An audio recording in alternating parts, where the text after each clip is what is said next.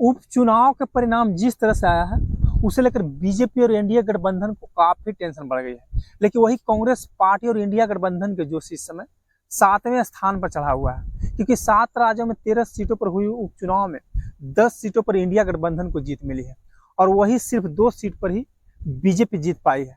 तो वही अब इंडिया गठबंधन के नेताओं बीजेपी और इंडिया गठबंधन पर हावी हो गए हैं और लगातार हमला पर हमला कर रहे हैं। कांग्रेस नेता पवन खेड़ा ने जैसे ही उपचुनाव का परिणाम पूर्ण रूप से घोषित किया गया वैसे ही प्रेस कॉन्फ्रेंस किया, बीजेपी और इंडिया गठबंधन पर जोरदार हमला किया है।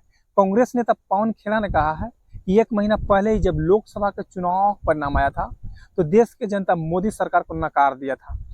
10 सालों में मोदी सरकार एक भी काम देश हित में नहीं किया है।